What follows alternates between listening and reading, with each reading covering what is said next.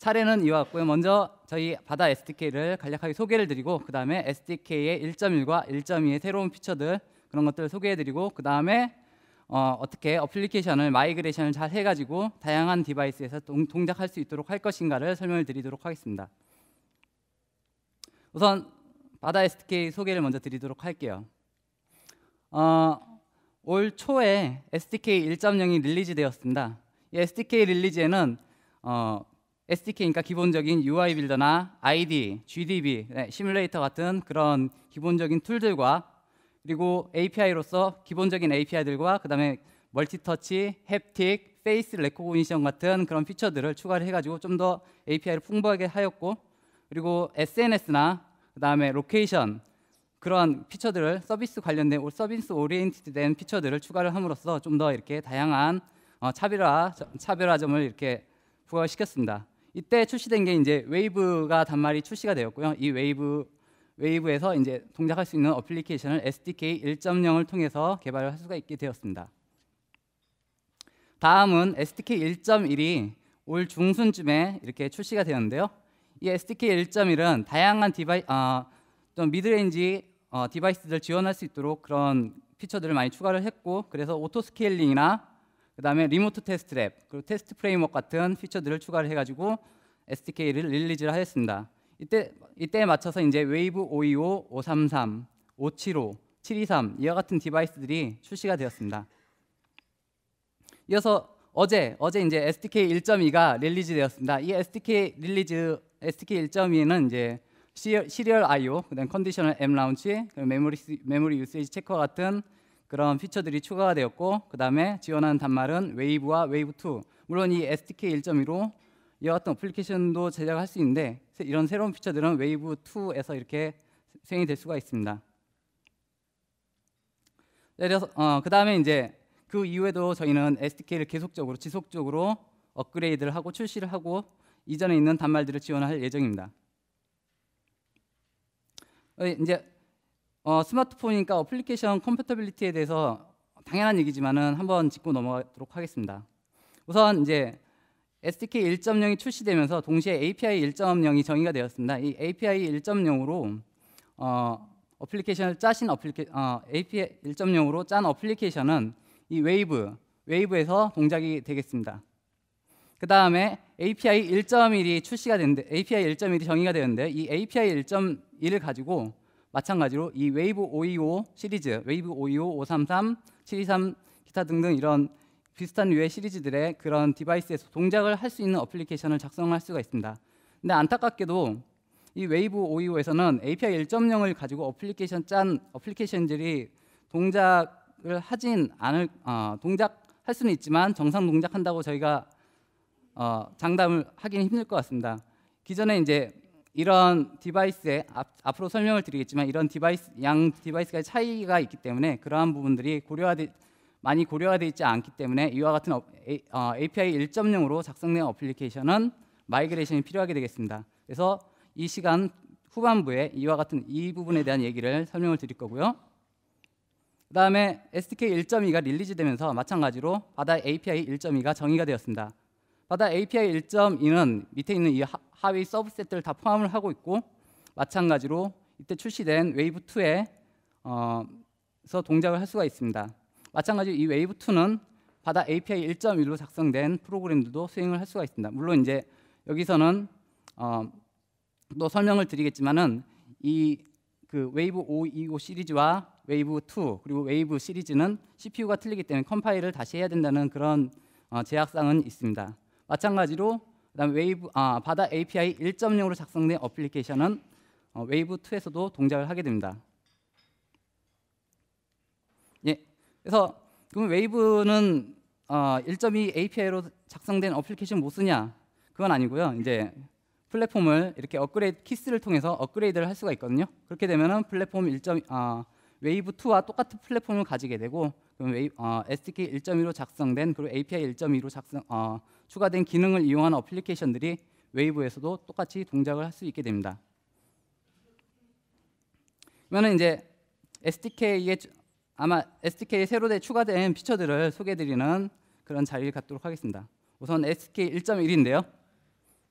우선은 모든 피처를 다 소개를 드릴 수는 없고 주요 피처들만 이렇게 모아봤습니다. 첫 번째로 오토 스케일링 UI, 두 번째로 리모트 테스트 랩, 그다음에 세 번째로 테스트 프레임워크, 그다음에 프리빌리지의 변화가 있는 것들 얘기 드리고요. 그냥 기타 등등 얘기를 드리도록 하겠습니다.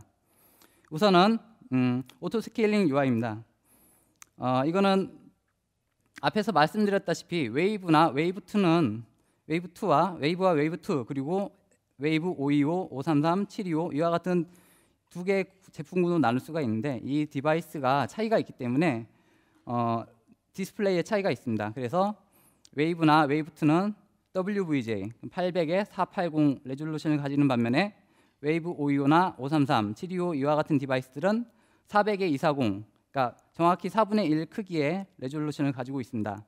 그렇기 때문에 어플리케이션을 여러분들이 작성을 해서 그 디바이스에 각 레졸루션에 맞춰서 어플리케이션을 작성하는 건 힘들잖아요. 그렇기 때문에 저희가 오토 스케일링 UI, 그러니까 자동으로 스케일을 UI를 2분의 1로 줄여서 화면을 보여주거나 2배를 뻥튀기 시켜서 보여주는 그러한 피처를 개발하였습니다. 그 다음에 두 번째는 리모트 테스트 랩입니다. 지금 국내에는 아직 웨이브나 바다폰이 출시가 되지가 않았잖아요. 그래서 여러분들이 어플리케이션을 짜더라도 시뮬레이터에서밖에 테스트를 할 수가 없습니다. 그래서 또 다른 나라에서도 마찬가지로 다른 나라의 다양한 디바이스 같은 웨이브지만 다른 나라에서도 테스트를 해보고 싶은 경우도 있을 거고요. 그래서 저희가 RTL이라는 리모트 테스트 랩이라는 그런 기능을 추가를 하였는데요. 리모트 테스트 랩은 원격에 있는 단말에 자신이 개발한 어플리케이션을 전송시켜서 인스톨시키고 그 단말에서 실행을 시켜서 결과 화면을 받아볼 수 있는 그러한 기능입니다. 그다음 테스트 프레임워크가 추가가 되는데요. 테스트 프레임워크는 유닛 테스트 레벨의 어플리케이션을 테스트할 수 있는 유닛 테스트를 할 수 있는 그런 피처가 추가됐고요. 위자드를 통해서 테스트를 수행할 수 있는 코드를 만들 수가 있고 코드 커버리지 툴을 이용해서 여러분들이 작성한 코드가 얼마나 어느 코드가 수행이 되고 어느 코드 수행이 안 되는지 이러한 것들을 눈으로 직접 확인할 수가 있고 그렇습니다. 다음으로 프리빌리지가 변화가 됐습니다. 기존의 시스템 레벨에 있던 좀 이렇게 보수적으로 이렇게 그 프리빌리지 레벨을 정의를 했었는데 기존에 이제 시스템에 있던 레벨들을 노멀 레벨로 낮춤으로써 일반 개발자들이 매니페스트 파일에 정의만 함으로써 기능들을 사용할 수 있게 됐습니다.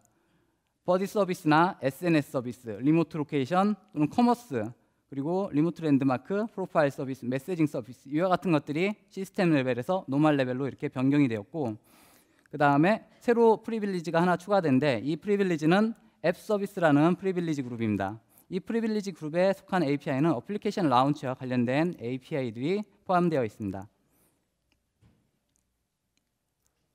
그 다음에 기타 등등인데요. 기타 등등이라고 하긴 조금 아쉽긴 한데 정말 주옥 같은 기능들입니다. 우선은 첫 번째로 HTTP 스트리밍입니다. 기존의 미디어 네임스페이스에 플레이어라는 클래스가 있는데 이 플레이어 클래스가 그 RTSP 프로토콜만 지원을 했었는데요. 이번에 HTTP 스트리밍이 지원이 되게 되었습니다. 현재 라이브 스트리밍은 아직은 지원하지 않지만 앞으로 계속 업그레이드를 할 거고요. HTTP 스트리밍이 지원이 되겠고요. 그다음에 플래터라는 클래스가 추가되는데요.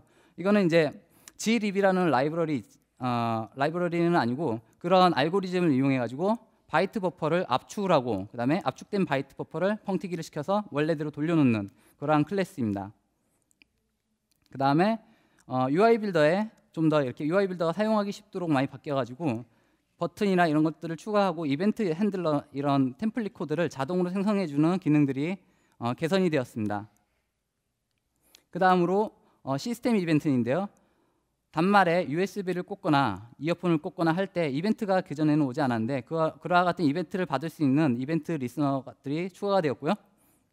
네, 버추얼 패스가 익스터널 스토리지 카드에 외장 메모리 카드에 추가가 되었습니다. 그래서 기존에는 어플리케이션을 내장 메모리에 인스톨하면 내장 메모리밖에 사용을 못했는데 지금 새로 추가된 홈 EXT라는 이 버추얼 패스를 통해서 외장 메모리에 추가적인 홈 디렉토리를 만들고 거기다가 데이터를 저장하는 등의 일들을 할 수가 있게 되겠습니다.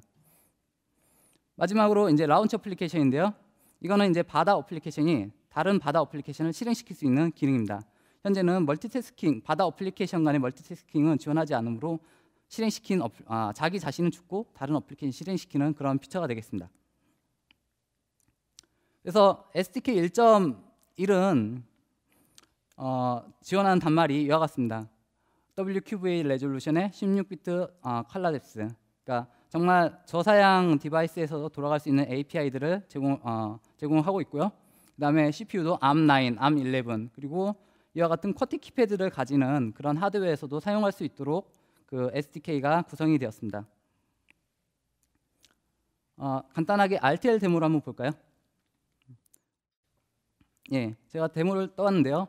RTL 설치하시면은 이와 같이 메뉴가 생기고 여기 이제 로그인 RTL 서버라는 메뉴가 있습니다. 이때 이제 디벨로퍼다 바다닷컴의 패스워드와 아이디를 입력하시면은 로그인을 할 수가 있고요. 이거는 사이사이에 그 필요 없는 이미지를 잘라서 시간이 빨리빨리 돌아가는 거 보이는데 사실은 조금 느립니다. 그다음에 헬프와 폰, 레저베이션 메뉴가 이렇게 보이게 되고요. 여기서 프로시드를 누르면은 사용할 수 있는 단말들의 리스트를 보여주게 됩니다.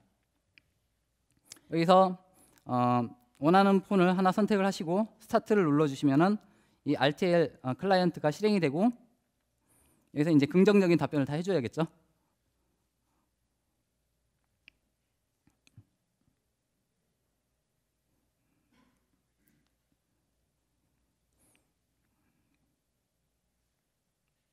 예, RTL이 조금 걸리는데 같이 이제 이러한 화면이 나오고 이제 그 폰의 초기 화면이 이렇게 보이게 됩니다. 이렇게 하면 이제 RTL이 동작이 된다는 걸 확인할 수가 있고 그다음에 그 자신의 프로젝트의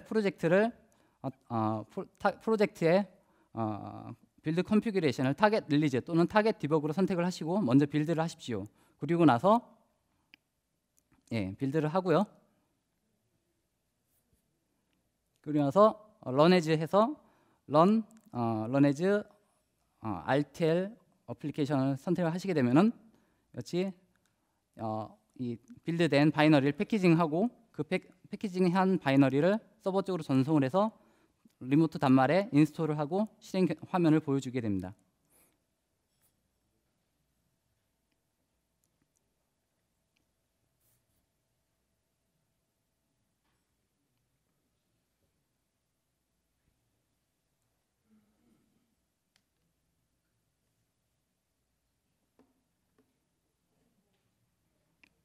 이 전송이 되는 과정이고요.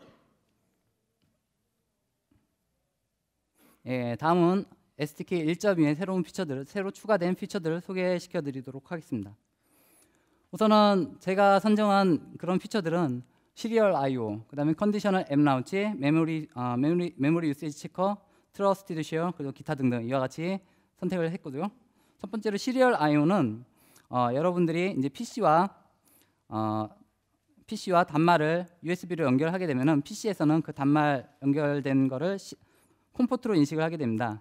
그러면 여러분들이 그 윈도우즈 MFC 프로그램으로 시리얼 통신하는 어플리케이션을 짜면은 웨이브에서도 마찬가지로 그 프로그램과 통신을 할 수 있게 됩니다. 그래서 이와 같은 기능들이 추가가 되었고요.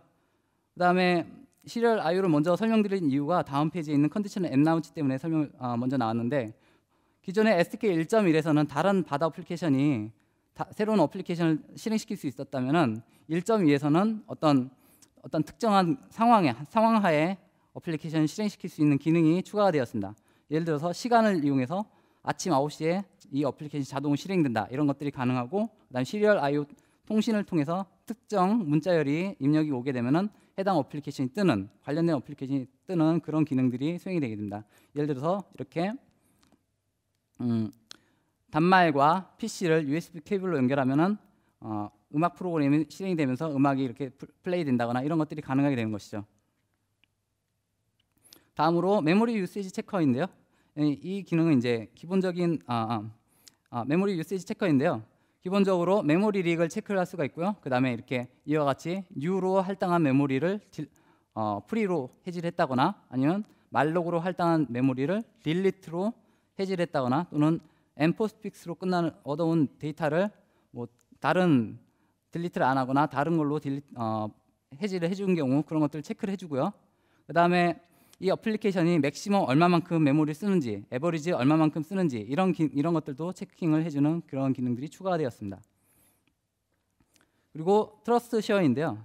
이 트러스트 쉐어는 기존에 이제 홈에 쉐어 폴더라는 폴더가 있었는데 이 폴더는 데이터를 넣으면은 다른 어플리케이션들이 앱 아이디를 통해서 그 폴더를 리드온리로 데이터를 액세스할 수 있는 기능이 있었습니다. 이번에 새로 추가된 트러스트 쉐어는 쉐어2라는 폴더가 새로 생겼고 이 쉐어2 데이터 폴더에 데이터를 넣어놓고 특정 어플리케이션의 앱 아이디를 신뢰하는 어플리케이션이라고 등록을 해놓으면 그 해당 등록된 어플리케이션들이 그 쉐어2 폴더에 접근해서 읽고 쓰고를 할 수 있는 그런 기능들입니다.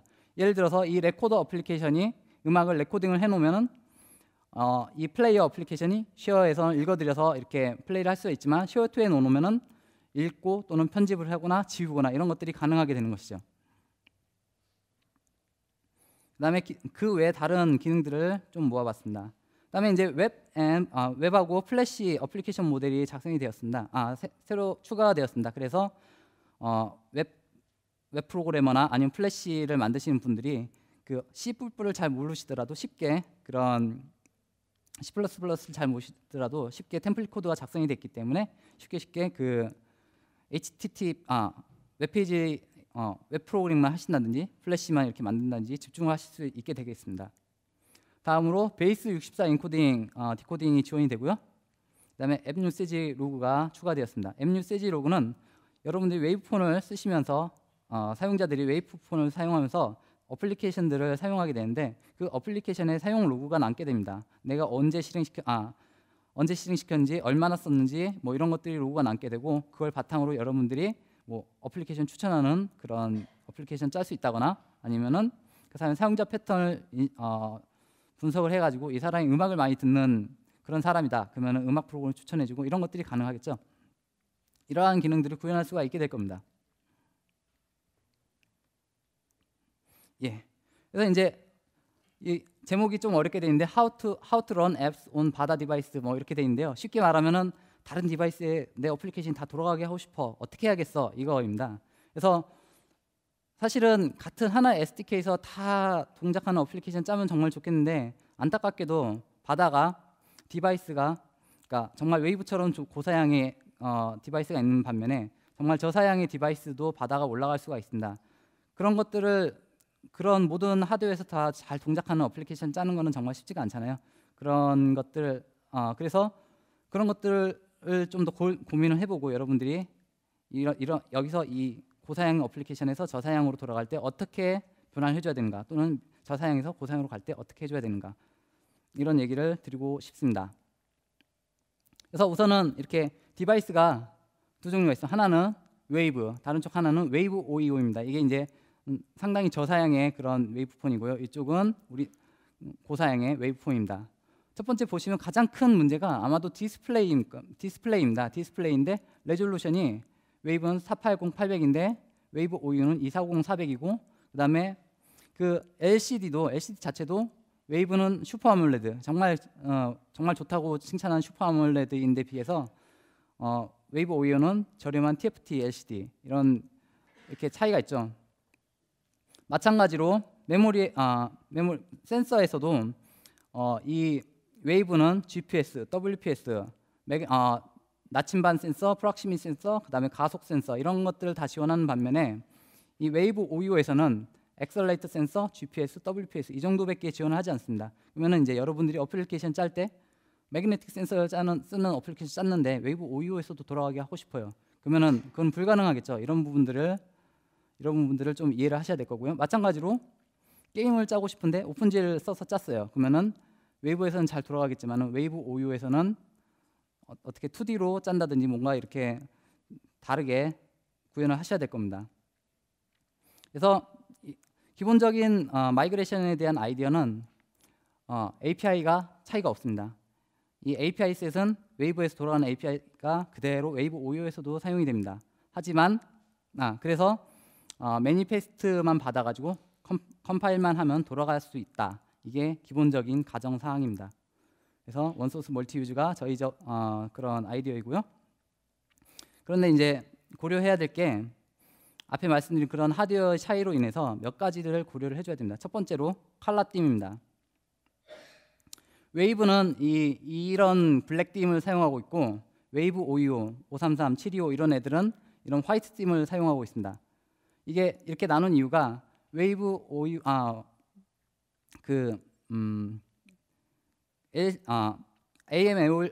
아몰레드가 이런 화면에 좀 더 유리하고 그다음에 TFT LCD가 이런 화이트에 좀 더 유리하다 이런 그런 것도 있고 그다음에 웨이브는 컬러 뎁스가 32비트입니다. 이 말은 알파 블렌드가 가능하고 다양한 효과를 하드웨어적으로 지원하는 데 반면에서 웨이브 525는 16비트입니다. 16비트이고 그렇기 때문에 알파 블렌드 이런 것들은 좀 어렵고 대신에 마스킹 컬러 이런 것들을 지원하게 되는 거죠. 그래서 이와 같이 이렇게 두 개로 나눠서 이쪽으로는 좀 16비트 뎁스에 그다음에 레졸루션이 작은 그런 디스플레이에 맞게 좀 구성이 되었고 이쪽은 좀 레졸루션 크고 알파 블렌드 지원하는 그런 디스플레이에 맞게 컬러 띠이 구현이 되어 있습니다. 두 번째로 이제 레졸루션 문제인데요. 마찬가지로 이 레졸루션은 WQVGA는 이제 저사양 디바이스에서 WQVGA 레졸루션을 사용할 거고 WVGA는 웨이브와 같은 고사양 디바이스에서 사용이 되겠죠. 근데 어플리케이션 하나의 코드로 두 개의 디바이스 다 돌아가게 짜려면은 이런 것들을 고려를 해줘야겠죠. 그다음에 하드웨어가 이제 차이가 있을 수 있습니다. 웨이브는 이런 GPU, 마그네틱 센서 그리고 햅틱은 소프트웨어적인 건데 이런 햅틱 이런 것들이 다 지원이 되는 반면에 그 웨이브 525는 GPU도 없고 매그네틱 센서도 없고 햅틱 이건 소프트웨어적인 거지만 이 라이센스 피가 들어가기 때문에 이런 것들도 지원을 하지가 않습니다. 그렇기 때문에 여러분들이 어플리케이션 짤 때 이런 것들을 어떻게 대응할 것인가. 그리고 마지막으로 컴퓨팅 파워. 웨이브는 ARM 코텍스 A8인데 웨이브 525는 ARM9이죠. 그리고 CPU 메모리도 사용 가능한 메모리도 마찬가지로 거의 어느 정도 차이가 있습니다. 근데 이 중에서 앞에 있는 컬러 띠이나 레졸루션은 저희가 어느 정도 API적으로 해결책을 제시해 드릴 수 있는데 하드웨어 디퍼런스나 컴퓨팅 파워 이런 것들은 개발자의 몫이긴 할 거라고 생각합니다. 그래서 우선 컬러 띠을 먼저 얘기를 드리도록 할게요. 바다는 컬러 띠을 두 가지를 가지고 있는데요. 블랙 띠과 화이트 띠. 그래서 앞에 말씀드린 것처럼 블랙 띠은 WVGA, 그다음에 화이트 띠는 WQVGA, 그다음에 16비트 컬러, 이쪽은 트루 컬러 이런 식으로 사용. 그리고 디바이스는 웨이브 2에서 블랙 띠을 사용하고, 그다음 화이트 띠에서는 웨이브 525, 533, 723 이외에도 575 이런 디바이스들이 있는데 이렇게 룩이 이와 같이 차이가 있습니다. 그래서 기본적으로 앞에서 말씀드린 것처럼 심플하게 매니페스트 받아가지고 빌드를 했어요. 웨이브 525용으로 빌드를 했어요. 그랬더니 웨이브에서는 잘 나오는데 웨이브 525에서 이와 같이 까맣게 나오는 현상이 나타날 수가 있습니다. 이거는 여러분들이 이제 UI 빌더에서 그 폼을 디자인할 때 디폴트 컬러를 쓰지 않고 이 까만색을 임의로 지정을 했고, 그러면 이제 그 띠을 적용할 때 임의로 지정한 색깔이므로 그거는 변경을 안 시킨 거죠. 그래서 이와 같이 까맣게 보이는 겁니다. 이런 경우에는 될 수 있으면 디폴트 컬러를 써서 어플리케이션 짜시면은 이와 같은 문제는 피할 수 있고, 또는 이와 같은 경우에는 지금 배경은 까만데 글씨도 까맣기 때문에 글씨가 안 보이는 거니까 차라리 아예 폰트 컬러랑 백그라운드 컬러 동시에 바꾸면은 이게 컬러 띠이 바뀌더라도 이와 같이 글씨가 안 보이는 현상 이런 것들은 피할 수가 있을 겁니다. 두 번째로 화이트 띠에서 팝업 문제인데요. 이 팝업은 웨이브에서는 이와 같이 잘 보이는데 그 화이트 띠에서는 잘 구분이 안 가실지 모르겠는데 이 부분이 약간 색깔이 틀립니다. 보시면은 이렇게 색깔이 차이가 나는데 이거는 왜 그러냐면은 기본 화이트 띠에서는 16비트 컬러라서 알파 블렌드를 지원하지 않고, 근데 팝업의 색깔과 폼의 색깔이 틀리니까 이게 차이가 나게 되는 거죠. 그래서 이런 보통 컨트롤들이 대부분은 폼에 기반해서 색깔이 맞춰져 있기 때문에 이와 같이 색깔 티가 나는 거고, 이쪽에서는 왜 티가 안 나냐 이렇게 물어볼 수가 있는데 이쪽에서는 알파 블렌드를 시켜버립니다. 그래서 투명으로 해놓으면은 백그라운드를 투명으로 해놓으면은 글씨만 남고 배경은 팝업의 색깔로 그대로 나오기 때문에 웨이브에서는 문제가 안 되는데 이 웨이브 OU에서는 이렇게 색깔 차이가 나게 되는 거죠. 이런 부분은 마찬가지로 이런 부분에 있어서는 약간 코드를 수정해 줘야 됩니다. set background color라는 컨트롤에 set background color라는 이런 API가 추가되었고, 여기서 system color pop-up background라는 이 미리 정의된 값을 넣어주면은 이와 같이 색깔이 차이가 팝업과 컨트롤의 색깔 차이가 나타나지 않게 됩니다. 이 문제가 되는 게 여기 있는 레이블 컨트롤과 이거는 패널 컨트롤 이 두 가지가 문제가 되는 걸로 알고 있습니다. 그다음에 이제 레졸루션 문제인데요. 기본적으로 저희가 이제 레졸루션 문제를 해결하기 위해서 몇 가지를 많이 추가를 했는데, 하나는 오토 스케일링 기능을 추가를 해가지고 자동으로 레졸루션을 변환시켜주는, 그다음에 다른 하나는 리소스 폴백이라고 그래가지고 디바이스의 레졸루션을 체크를 해서 레졸루션 240-400이면 240-400에 있는 리소스를 갖다 로드를 해서 사용하고, 그다음에 400에 800이면 400, 800에 있는 리소스를 갖다 쓰는 그러한 기능을 제공하고 있습니다. 근데 이런 것들 제공하고 있는데요. 우선 오토 스케일링을 먼저 보시죠. 그래서 앞서 말씀드린 것처럼 자동으로 그 폼이나 그런 컨트롤들의 사이즈를 2분의 1로 이렇게 줄여주는 또는 2배로 늘려주는 그런 기능을 하는 건데요. 이 메시지 박스는 버튼이 400에 80이라는 사이즈를 가지고 있는데, 웨이브 OU에서는 200에 40이라는 크기로 자동으로 변환이 됩니다. 마찬가지로 여기 있는 두 개의 버튼의 크기가 180에 40인데 이쪽으로 오면은 360에 80으로 2배로 자동으로 뻥튀기가 되는 거죠. 이런 것들이 플랫폼 단에서 수행이 되는 거고, 어플리케이션 개발할 때는 딱 하나만 해주시면 됩니다. 이게 뭐냐면은 셋업을 해주는 거죠. 이와 같이 나는 오토 스케일링을 쓰겠다. 그리고 나는 코딩을 할 때 240-400으로 하겠다. 또는 480-800으로 코딩을 하겠다. 이렇게 하는 거죠. 그러면은 나머지는 자동으로 시스템이 알아서 해주게 됩니다. 그래서 이런 세팅을 할 수 있는 지점이 두 가지가 있는데, 첫 번째로 새로운 프로젝트를 생성했을 때 그 어플리케이션 위자드 중간에 이와 같이 오토 스케일링을 할 건지 물어보는 메뉴가 있고요.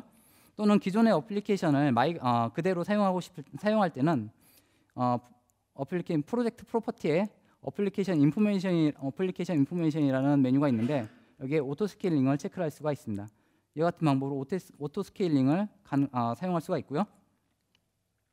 근데 이제 오토 스케일링이 되긴 하는데 약간 팁성으로 get client area bound를 써서 될 수 있는 클라이언트 에어리어를 체크를 하고 이렇게 그에 관련해서 어댑티브하게 구현을 해주셨으면 합니다. 클라이언트 에어리어 바운드가 뭐냐면은 이와 같이 폼이 있을 때 이 뭔가 이렇게 컨트롤을 놓을 수 있고 우리가 개발자가 이렇게 조작을 할 수 있는 영역이 클라이언트 에어리어인데, 이 영역을 구하는 이런 API입니다. 이게 이제 왜 그러냐면은 안타깝게도 저희가 이제 어플리케이션을 짤 때 어플리케이션이 아니죠. 플랫폼을 짤 때 그 1.0 때 이 인디케이터와 타이틀, 탭 그리고 이런 것들이 조합이 됐을 때 사이즈가 이와 같이 정의를 했습니다. 근데 홀수죠. 45, 55, 145, 133, 183 이런 것들이 홀수입니다. 그래서 홀수여서 이쪽 이렇게 반으로 갈 때 그러면 이거를 어떻게 반으로 갈 것이냐? 거의 2분의 1로 딱 맞췄어요. 그다음에 이제 WQVH에서 다시 WVH로 갈 때 그러면 API 1.2가 됐어요. 이때는 이제 마찬가지로 이거에서 이제 말씀드린 것처럼 오토 스케일링에 의해서 이게 2배가 돼야겠죠. 그래서 딱 2배가 됐어요. 여기는 이 칸은 2배가 맞는데 이 칸은 2배가 안 맞죠. 그러니까 이런 부분들이 문제가 어플리케이션 짜시면서 문제가 될 수가 있을 겁니다. 맨 마지막 줄이 사라진다거나 이런 문제가 있을 수 있겠죠. 그러니까 될 수 있으면 이런 API를 써서 조금 어댑티브하게 될 수 있으면 어댑티브하게 구현하시는 게 다음번 그 어플리케이션 구현하시고 다양한 플랫폼에서 동작하게 하는데 도움이 될 거라고 생각합니다. 그 다음은 폰트 사이즈인데요. 아쉽게도 폰트 사이즈는 오토 스케일링이 안 됩니다. 폰트 사이즈는 디바이스 디펜던트합니다. 왜냐하면은 LCD의 액정의 크기가 웨이브는 3.3인치죠. 그리고 그 앞에 봤던 그런 웨이브 OU는 3.2인치입니다. 같은 레졸루션인데 폰트 사이즈를 반으로 확 줄여버리면은 줄일 수는 있는데 이게 이제 너무 줄이니까 리더빌리티가 떨어져요. 그래서 리더빌리티가 떨어지기 때문에 그런 부분에 있어서 그런 부분 때문에 폰트 사이즈는 디바이스 디펜던트하게 정의가 되어 있고, 보시면 웨이브는 이와 같이 타이틀에 꽉 차게 이렇게 꽉 차서 이게 스크롤이 안 되거든요. 근데 웨이브 OU에서는 똑같이 변환시켰더니 이렇게 이와 같이 스크롤이 되고 있고, 그다음에 이 버튼에 숫자들이 꽉 차서 보이는데 웨이브 OU에서는 이와 같이 잘려 나가가지고 보이는 현상이 있을 수 있습니다. 이런 부분들은 이게 어플리케이션 개발자분들께서 이런 부분을 감안을 하고 구현을 해주셔야 될 것 같습니다. 그래서 보시면은 웨이브에서의 폰트 사이즈는 이와 같이 정의가 되어 있고, 그다음에 웨이브 OU에서의 폰트 사이즈는 이와 같이 정의가 되어 있습니다. 폼의 폰트 사이즈가 상당히 차이가 많죠. 버튼도 그렇고 이런 부분들이 이런 식으로 극명하게 좀 차이가 나게 되니까 이런 부분들은 리소스 폴백 같은 그런 기능을 사용하시면은 극복할 수 있을 거라고 생각합니다. 그다음에 이제 리소스 폴백을 설명드려야 되는데요. 이제 바다가 적절한 리소스를 런타임에 이렇게 선택한다라고 생각하시면 됩니다. 그래서 XML 리소스나 이미지 리소스가 가장 문제가 될 수가 있는데 이 두 가지를 자동으로 선택해주는 디바이스 레졸루션에 맞춰 이러한 리소스를 로드를 해주고 보여주게 되는 거죠. 그래서 이걸 살짝 잘 이용하면은 개발자들이 그 레졸루션에 맞춰서 어플리케이션 커스터마이징 할 수 있는 그런 찬스를 여기서 얻을 수가 있게 됩니다. 우선 보시면 XML 먼저 보시면은 XML에 이 폼에 컨스트럭트는 API가 있는데 이때 그 폼을 정의하는 XML에 대한 파일 이름이 이렇게 들어가게 됩니다. 이렇게 되면은 이 컨스트럭트라는 API는 디바이스 레졸루션을 체크를 해가지고 이게 480에 800이면은 이 리소스 폴더에 480에 800에 있는 리소스를 IDF 폼 1을 로드를 해서 보여주고, 그다음에 240 400이면은 240 400에 있는 그 폼을 로드를 해서 보여주게 되는 거죠. 그다음에 마찬가지 이미지 같은 경우에는 기존에는 이 이미지를 로드하는 API가 이미지 클래스에 get bitmap n이라는 그런 API가 있었는데 API 이름이 잘 생각이 안 나네요. 근데 그거는 이제 명확하게 명시적으로 특정 폴더에 있는 이미지를 가져오겠다 그런 API입니다. 근데 이런 리소스 폴백을 지원하는 이미지 로드 API가 앱 리소스에 get bitmap m이라는 그런 API가 추가가 되었고, 이 API를 이용하게 되면은 예를 들어서 바다.png라는 이미지를 로드를 한다면은 레졸루션이 400에 800이면은 480 800에 있는 이미지를 로드하게 되고, 레졸루션이 240 400이면은 240 400 폴더에 있는 바다.png를 로드해서 화면을 보여주게 됩니다. 예. 그다음에 이제 거의 다 끝나가고 있는데, 그다음에 이제 하드웨어 디퍼런스인데요. 하드웨어 디퍼런스는 이런 디바이스에 하드웨어가 있는지 그런 것들을 사용할 수 있는지 체크할 수 있는 API들이 존재합니다. 그래서 센서류들은 센서 매니저에 is available 이용해 가지고 이 센서가 사용 가능한지 이런 것들을 알아낼 수가 있고요. 그다음에 오픈GL ES 또는 키패드가 있는지 없는지, 그리고 카메라 개수가 1개인지 2개인지, 마지막으로 스크린에 16비트 컬러 뎁스인지 32비트 컬러 뎁스인지를 체크할 수 있는 API는 시스템 인풋 getValue라는 API를 이용할 수가 있습니다. 예, 지금 제 생각에 시간이 많이 지나가지고 이 마이그레이션 데모를 사실은 준비를 했었는데 이 부분 건너뛰고 서머리로 넘어가도록 하겠습니다. 그래서 제가 말씀드린 내용이 이제 SDK 1.1과 1.2의 새로운 피처들. 그래서 저는 이렇게 정의를 하고 싶습니다. SDK 1.1은 좀 바다 디벨로퍼들을 많이 이렇게 모아가지고 써라 이렇게. 왜냐하면 이제 다양한 단말도 이렇게 배포를 하고 SDK 웨이브 1.0 나오고 메스 단말 이렇게 막 나오고 그러니까 개발자들을 많이 모아가지고 개발자들이 사용할 수 있도록 그런 의의를 가진다고 저는 생각하고 있습니다. 웨이브 1.2는 개발이 쉽도록 좀 더 개발의 편의성을 도모한 그런 부분에 중점을 둬서 SDK가 개발이 되지 않았나 싶습니다. 예, 그렇고요. 그다음에 이제 마이 어플리케이션을 다양한 디바이스 동작하게 하려면은 이와 같은 것들을 고려해줘야 되는데, 컬러 띠, 저희 웨이브는 블랙 띠, 그리고 웨이브 OU는 화이트 띠을 사용하고 있죠. 이런 것들을 좀 아셔야 되고, 그다음에 디바이스가 레졸루션이 차이가 나는데 이런 것들은 오토 스케일링을 이용하거나 리소스 폴백을 이용해서 해결할 수가 있다. 이런 것들을 설명을 드렸고요. 그다음에 두 개의 하드웨어가 차이가 나는데 이런 것들은 하드웨어가 있는지 체크할 수 있는 API를 제공하고 있으니까 그걸 이용해서 좀 어댑티브하게 어플리케이션이 좀 똑똑하게 동작할 수 있도록 짠다든지, 아니면 CPU의 성능 차이가 이와 같으니까 어플리케이션 짤 때 이런 어플리케이션은 좀 더 최적화를 해야겠다, 이런 것들을 좀 어플리케이션 개발하실 때 고려를 하셔야 될 것 같습니다. 예. 그다음에 이제 제가 이렇게 설명드린 거는 SDK 1.1과 1.2의 피처들, 그 많은 피처들 중에 아주 일부분에 불과합니다. 그래서 여러분들이 좀 더 알고 싶으면은 릴리즈 노트를 참조를 하시면 상당히 이런 피처 있습니다. 이런 피처 있습니다. 되게 자세하게 써 있으니까 그런 것들 참고하셔도 좋고요. 그다음에 API들이 많이 그 SDK가 바뀌면서 약간 변화가 됐는데 이런 기능이 추가됐다거나 이런 것들이 있는데 이런 것들은 바다 API 체인지 루트 이런 것들 참조하시면 좋겠고, 그다음에 디바이스가 이렇게 차이가 있어서 API들이 그거에 맞춰서 이렇게 구현이 됐다 이런 내용들은 바다 디바이스 디펜드 피처, 이거는 이제 1.1 도큐먼트에 들어가 있는 걸로 알고 있고 1.1 SDK에 들어가 있는 걸로 알고 있는데 이 문서를 좀 참조해 보시면 좋을 것 같습니다. 그 외에도 이제 어플리케이션 마이그레이션에 대한 얘기가 1.1 도큐먼트에 1.1 SDK에 포함되어 있는 이 문서를 참고하시면은 그 마이그레이션에 도움이 될 거라고 생각합니다. 예, 긴 시간 들어주셔서 감사합니다.